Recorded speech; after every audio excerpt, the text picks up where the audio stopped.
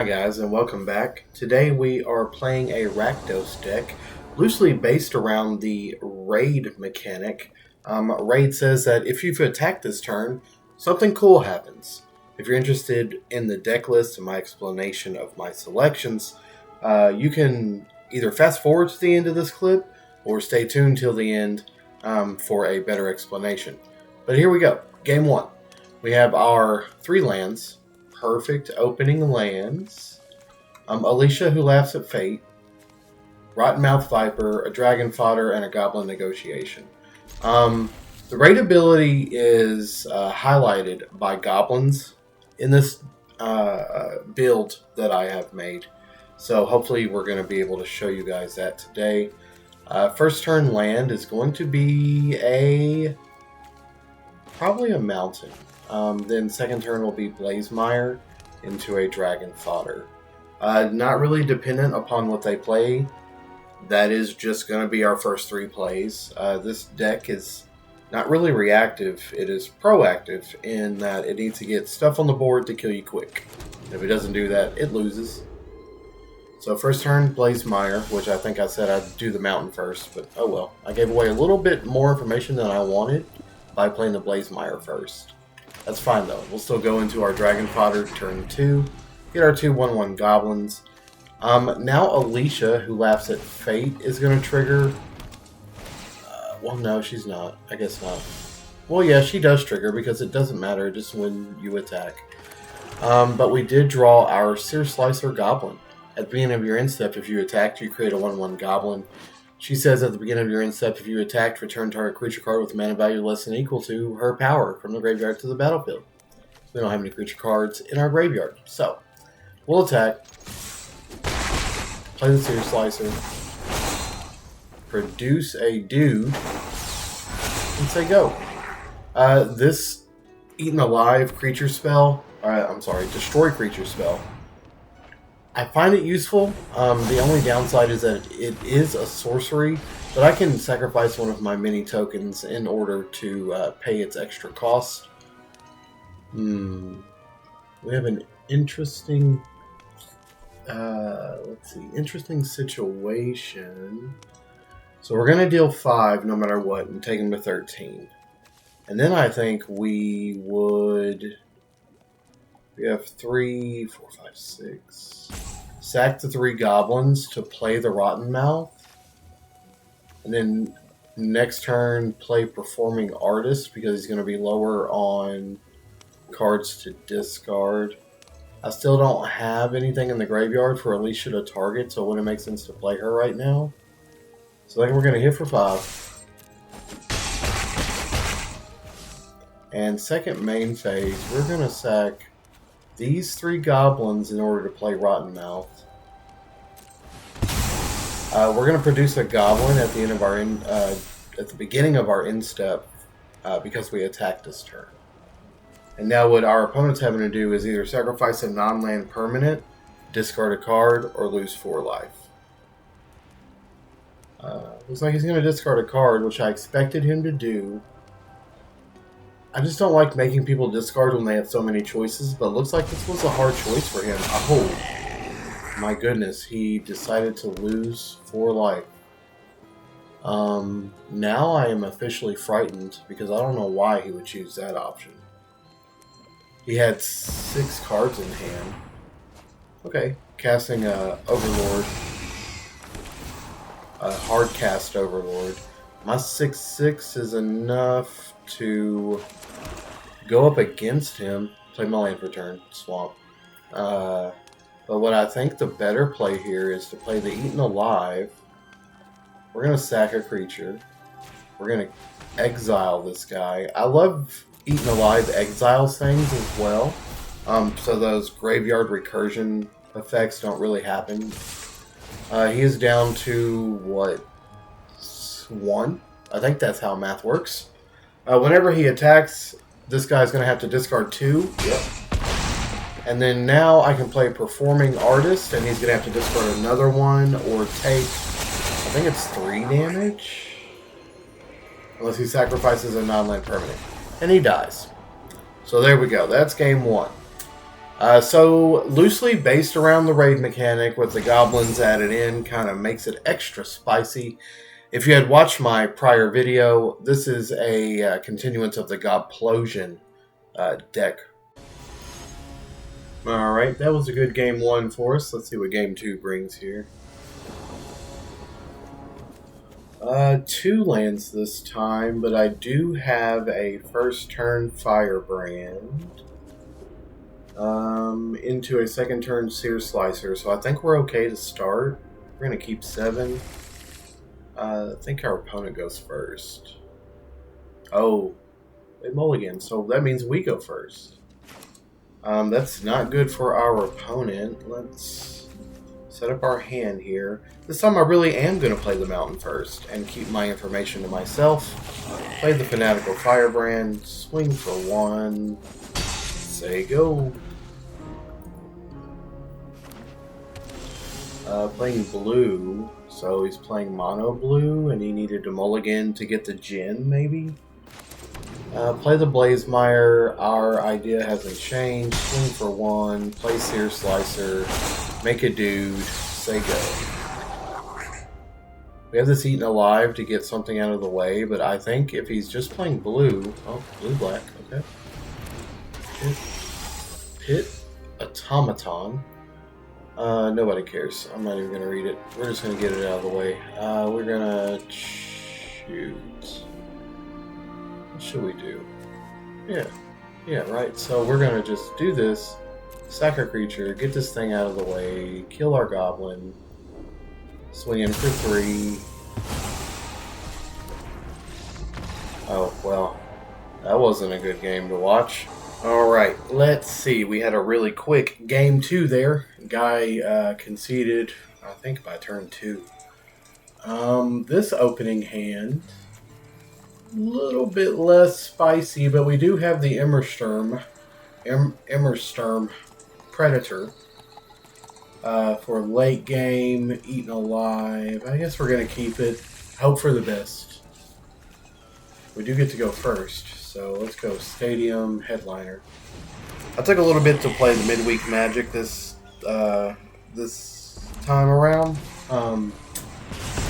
So it's a totally different time of day, and I've noticed that I usually have a win streak on certain times of the day.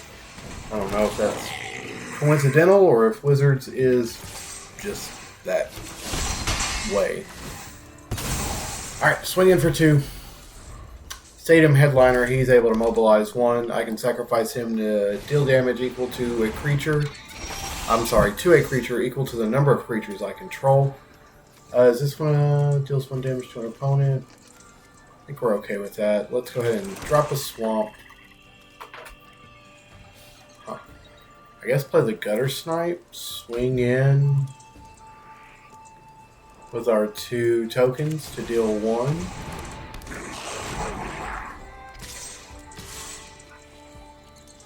Yeah, I think that's the play. We don't want to swing in with the Stadium Headliner right now. Later in the game, he'll probably come in handy if he's still alive to be able to kill some of the bigger creatures. Okay, looks like he's just going to be dealing direct damage to me. I definitely need to... oof. I guess we're going to do... Oh, no, watch. No, I can't do that either. Yeah, so we'll do this. We'll attack all out. Well, by all out, I mean with those 2 creatures. Mobilize 1, so we'll get in for at least 1 damage. Oh, wow, he's taking all of it. Okay. Well, in that case, how about we mobilize... I mean, not mobilize, but sacrifice this creature. We're going to kill this thing. And then Eaten Alive. Sack a creature. We're going to target his Heartfire, sacking our token. And it's going to exile and deal 2 damage to him. Okay. I think that was a good turn for us. Let's see how we do. Don't have nothing crazy. I cleared his board, so I mean, what is he going to do? Kill my gutter snipe? Yeah. Okay. Play a creature of his own? No, he doesn't. Well, in that case, I will swing for one. Play Alicia. Move my instep and return my mobilizer. Hooray! So Alicia, whenever I attack at the beginning of my instep, I get to return to her creature with mana value less than or equal to her power. Whenever she attacks, I get to put a counter on her. Goblin Negotiation is actually pretty good right here. We're just going to eat alive the Bone Horde, sacking a creature. It's going to be this mobilizer because I'm going to get him back at the end of turn. Exiling his dragon. Going to be hit for 4, and I'm going to return the mobilizer. Oh wait, I'm going to return Gutter Snipe. Because of the counter, I can return mana cost 3 or less. He should quit. There he goes. Okay, I think this will be the last game in the recording here. I try to keep it close to 30 minutes. I think with that early quit in game 2, we have enough time for this last game here.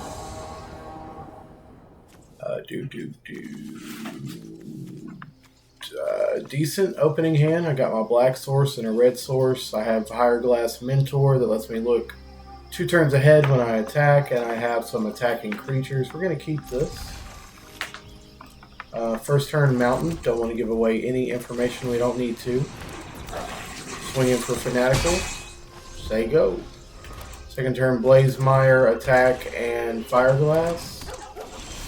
I don't see him blocking with his Snarling Gorehound. Okay. I didn't want to lay a land before I attacked because if he saw the black, he might have changed his mind and blocked. But I don't get the trigger off of Fireglass because I didn't play the black first. I always forget that this says at the beginning of the second main phase and not the end step. Because it's based around raid, and most of the stuff happens at my end step there. Okay, so let's see. So we're hitting for 3, 4. We need to overwhelm his board because he's playing the plant thing where he removes creatures from his graveyard and makes plant tokens. They get +1/+1 for each other plant he controls. Or something stupid like that. Swinging for 4.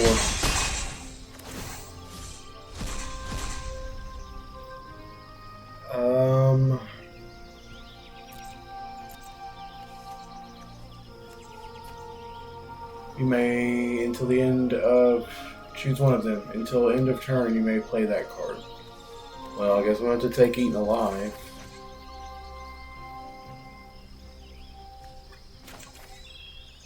We will sacrifice a creature to play this?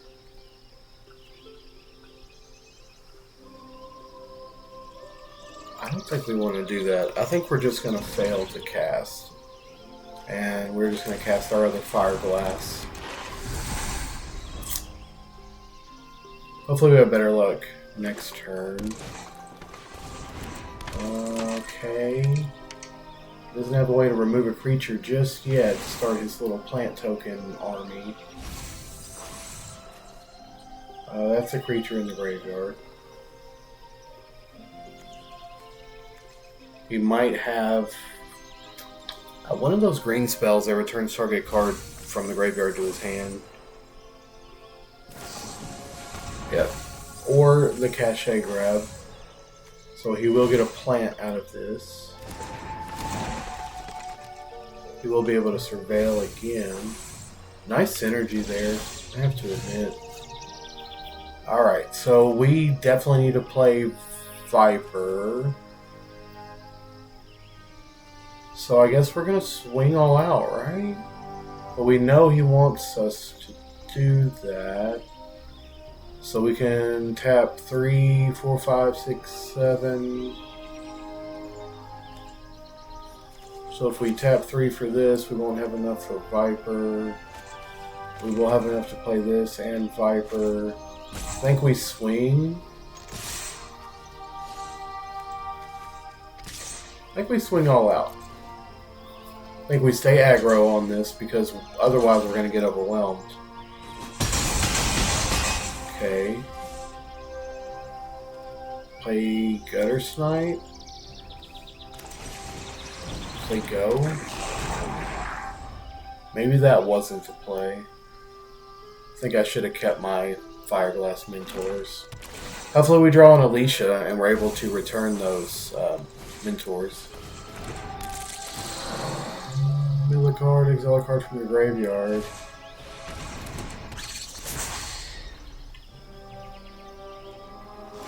Nothing too threatening yet.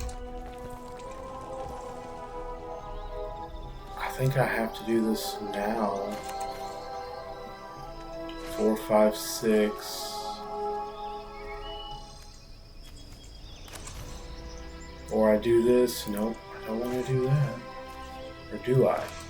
I want to cast this and kill the Ostomancer. Swing in for 3.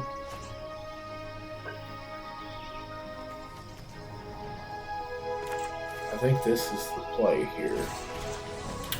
I might regret this.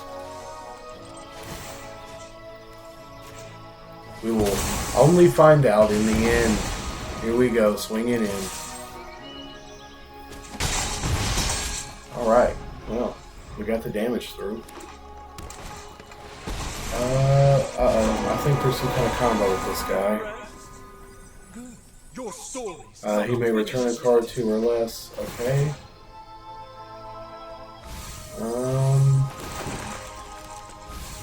Yikes. Not.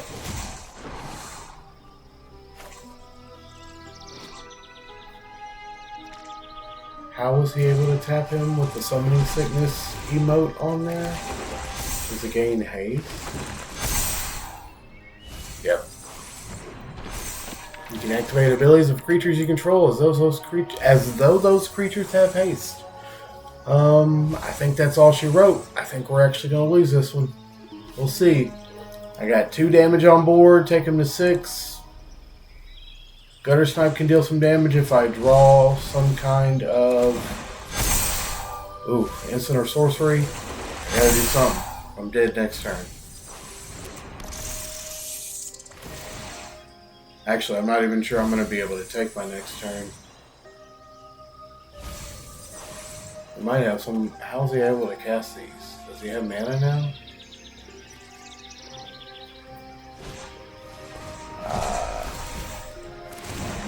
Oh, I see. He can activate abilities as though they have haste. Yeah, that's the combo. So he pretty much has an endless supply of casting. There's nothing that I have in my deck that's going to save us. But I will go ahead and stay till the end just so you guys can see me lose, I guess.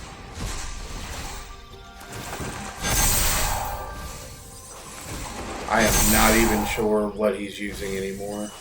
I think he just cast something from his graveyard.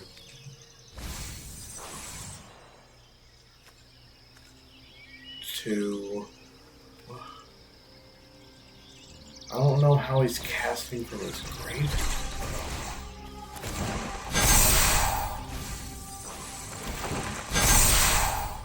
What's this doing? Okay, he's casting. Definitely, until an turn, you may cast creature spells from your graveyard by foraging in addition to paying their other costs. Oh, well, there you go. Oh my god, what does this thing do? Yep, there's his combo. Alright, so there you go. He's just going to kill things until I die. We're just going to go ahead and concede that one. Alright, so that was game 4 of the recording. We're not going to stick around for the end. If you want to see my deck, the deck list, please stay tuned. Hello guys, thank you for rocking with me during that spree. We did not go undefeated, but we did go 3-1 with our Gobplosion deck here. In case you're interested, in our 1 slots, we have Eaten Alive, Fanatical Firebrand, Stadium Headliner. 2 slots, Dragon Fodder, Seer Slicer Goblin, Fireglass Mentor, and Goblin Negotiation. 3-slot, Gutter Snipe, Alicia, Who Laughs at Fate, Perforating Artist. 4 slots, Krinko, the Mob Boss, Immerstrom, Predator, and then our 6, there is no 5s, and our 6 drop is Rottenmouth Viper, which becomes cheaper with every creature that you sacrifice. Land drops are 8 Swamp, 8 Mountain, 4 Blazemire Verge, 2 Raucous Theater, making a 22 land total. The whole basis of the deck is based around the raid ability. The best raid abilities that I was able to find in Black-Red was Perforating Artist and Alicia, Who Laughs at Fate. So Alicia, whenever she attacks, you put a 1/1 counter on her, and at the beginning of your end step, if you did attack this turn, you return target creature card with mana value less than or equal to Alicia's power from your graveyard to the battlefield. So this comes in handy with some of those lesser costing goblins. Sear Slicer is a sure target for her ability. Bringing it back to the field after attacking will ensure that your goblin production stays online. Mostly, the draw engine here on Arena does not let me draw this card very often, but if I'm playing real cards and I'm actually shuffling with my real hands, I draw her very often. Perforating Artist, there's mixed reviews about this thing. So because it gives so many options to your opponent, it doesn't seem very handy, but my favorite thing about this card is I can have multiples on the field.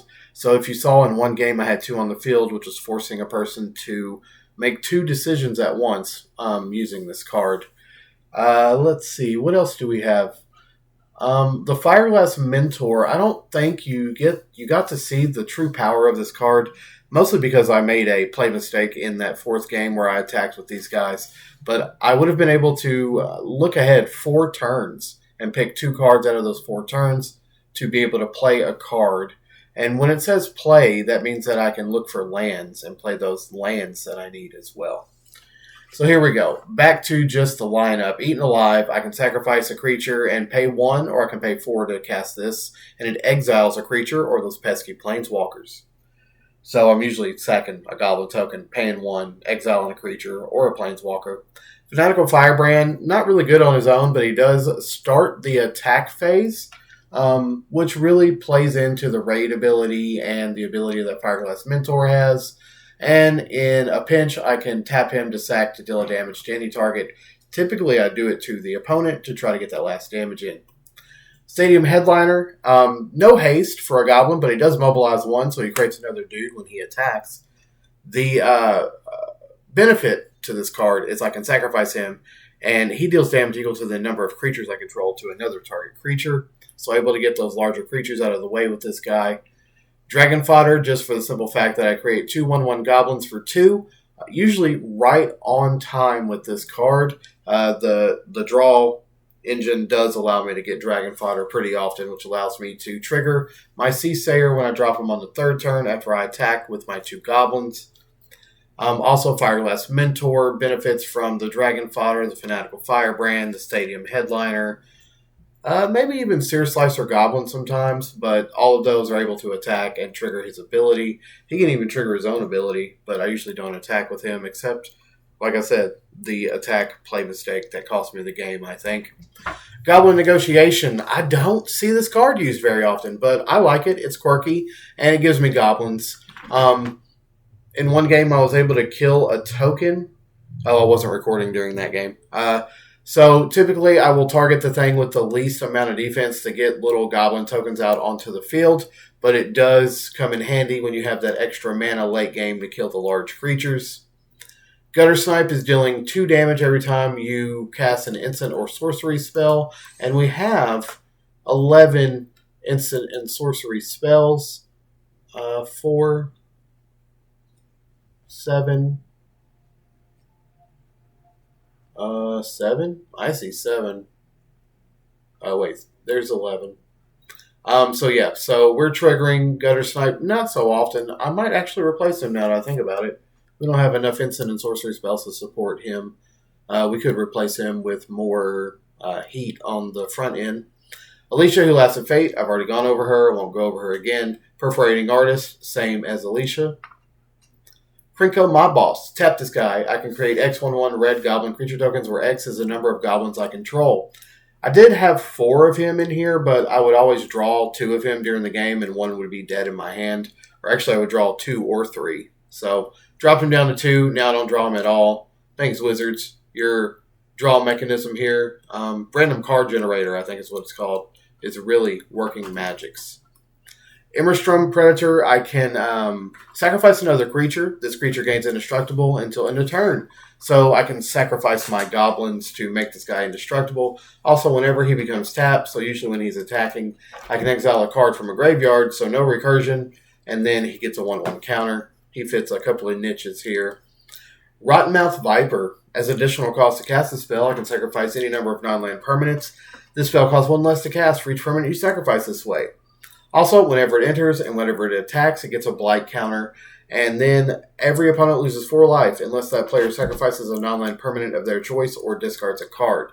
So whenever it enters or attacks, they have to make choices. Alright, so that is the mana base. That is the deck list for it. To be exact, we have 27 creatures and 11 non-creatures. We have 22 lands.